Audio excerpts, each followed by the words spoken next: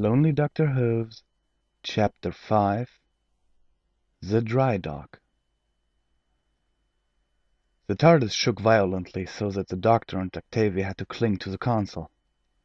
"She doesn't like this!" "She?" "The Tardis! She doesn't like our destination!" "What do you mean? It traveled smoothly the other times." "The Tardis is alive, and this destination is different from the others." "Isn't it the last timeline, like the one you talked about? We have to save Princess Luna." "No. According to the coordinates the Tardis is traveling to, we're headed to a dimensional distortion. Basically, a place that is bigger on the inside." "Like this box?" "Yes, exactly. Time Lord or Time Pony technology. But that should be impossible unless certain events have taken place in a different order in this universe. But even then, this would be a very, very bad place for my Tardis." "Why?" "Because—" But the Doctor could not finish his sentence. In this moment the Tardis flew through the outer wall of the distortion and entered the space inside. The shaking following this was strong enough to let them lose their grip on the Tardis console and be thrown against the wall of the console room, while some smaller fires broke out. 15 minutes later. As Octavia came to, she lay under a little bit of debris, but was almost completely unharmed. A few scratches on her right flank, where some of it had hit her, were the only noticeable injury. Also was her bow tie gone. As she freed herself from under the debris, she saw a sight of destruction. The console room of the Tardis was burning at several places, and some wires hung from the ceiling, sending sparks in the air every few seconds. "Doctor?" Octavia called out, frightened. This room looked like a bomb had gone off right in the middle of it, but the Doctor was nowhere to be seen. "Doctor!" she called out again. Suddenly a bright light shone from the ceiling, pointing at a rather large pile of debris at the far end of the room. She remembered the Doctor telling her that the Tardis was alive. Maybe she wanted to help her master, but was unable to do so herself. Immediately she galloped over and started to throw the debris from one side to another with her muzzle. After a short while she saw a piece of dark brown mane, and soon the rest of the Doctor. Biting his tail, she pulled him out before checking him for injuries. He, on the other hoof, had suffered quite the beating. His whole body was covered with bruises and some pretty nasty-looking cuts. Furthermore, he was unconscious, but at least still breathing. She looked around, but nowhere was anything that would have resembled a first aid kit, so there was no way she would have been able to treat him. Since the shaking had stopped, she assumed that they had landed. "Well, I guess there's no other way. Maybe I can find something outside." Mumbling this to herself, she trotted to the doors to open them. Outside the air was so much cooler and cleaner than inside the Tardis. The console room was smelling of burnt cables and plastic, not to mention the fog that was lingering in the air. She was kind of glad to have clean air to breathe, but also her eyes had to adjust to the bright light outside. At the Tardis there was mostly twilight due to the crash. Outside everything was bathed in bright white light. "Hello? Is any pony there? There is some pony injured in here. I'm pretty sure he needs help. Hello? Some pony? Any pony?" But no one answered her calls. As her eyes adjusted to the light, she saw a vast hall, bigger than even the whole castle of Canterlot.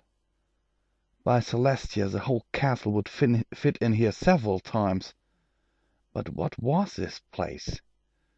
There were several round areas in the walls.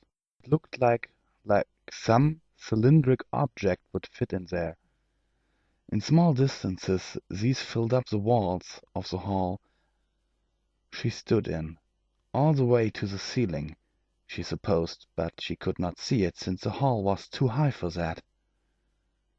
But as she looked around, her fears were confirmed. This place was deserted. There was no pony here.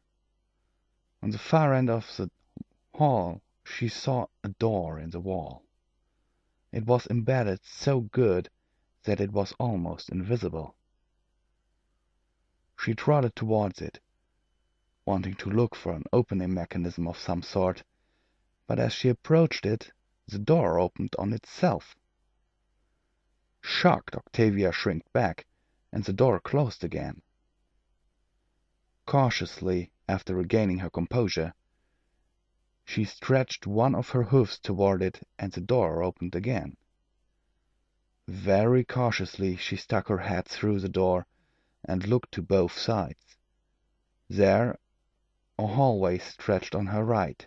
On her left there was just a bright, silvery, shimmering wall.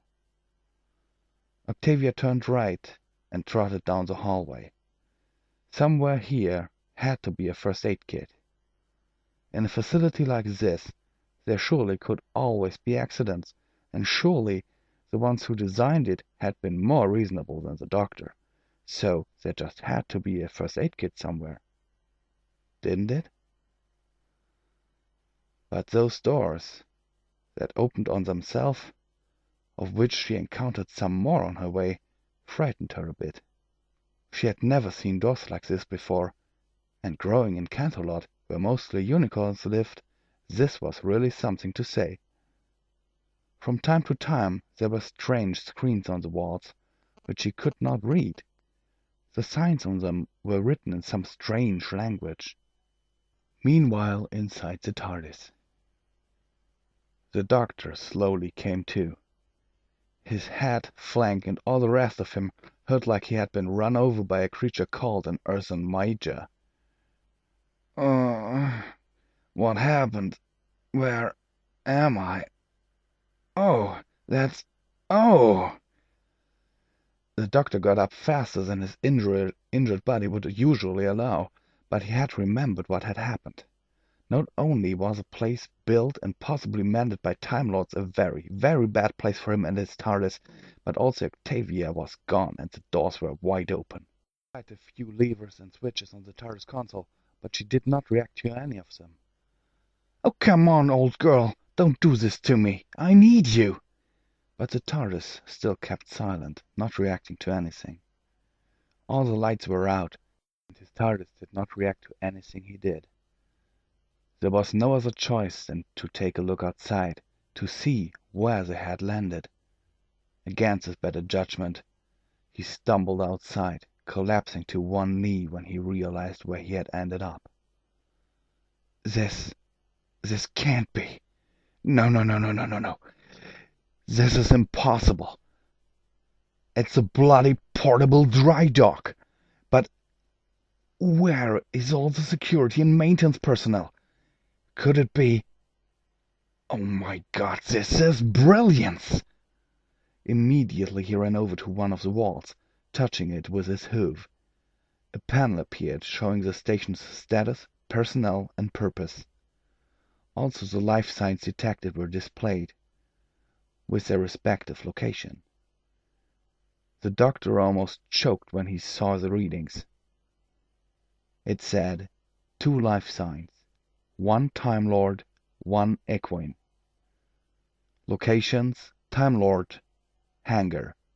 Equine, vortex hallway. The doctor gulped audibly. The vortex hallway? That was a place that was more dangerous than any other part of this facility. But also he noticed another thing. This facility was outdated, even by his standards. It was optimized to mend Type 40 Tardises, equipped with spare parts and everything.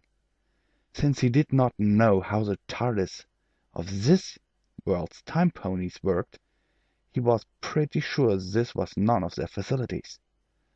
This one was from his universe. The reading that had confirmed this to him was his own life sign. It said Time Lord, not Time Pony. Someone had obviously undergone a great deal of trouble to give him everything he might need, but that had to wait for another time. For now he had to get to Octavia to stop her from opening any of the doors in that hallway. A memory came to his mind. Once he had been in such a facility, visiting one of his friends who had worked there. The friend he had visited had given him a tour of the facility, including the vortex hallway. "Hey, be careful, my friend. Don't open these doors if you don't have one of these."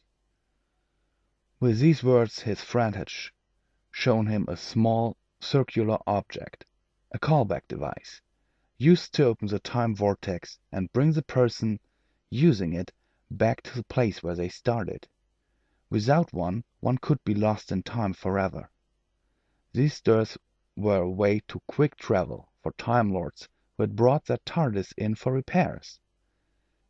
If Octavia had opened one of them, there was no telling where or when she would end up.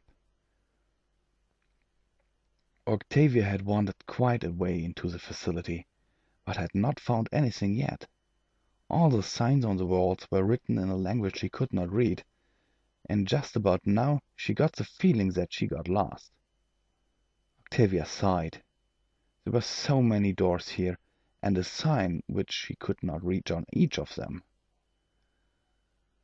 Maybe one of them was a storage room, maybe living quarters, or even a medical station. Only one way to find out, she thought, and pressed one of the buttons next to a door. That instant she heard galloping behind her. The doctor was rushing towards her, screaming, "Don't! Don't open that door! Whatever you do, don't!" But it was too late. The door had slid open behind her, and there was a filtered time vortex, sucking in everything in front of it. Octavia tried to resist it, but the force of it was too strong for her, so she got sucked in, screaming and trying to grab a hold of something. The doctor was still too far away to grab hold of her, so he could do nothing to help her. When Octavia had already vanished in the vortex, the doctor picked up one of a cylindrical device from a dispenser on the wall and jumped in after her. His last thoughts before he vanished in the vortex was, "I'm sorry, old girl, but I will be back. I hope." To be continued.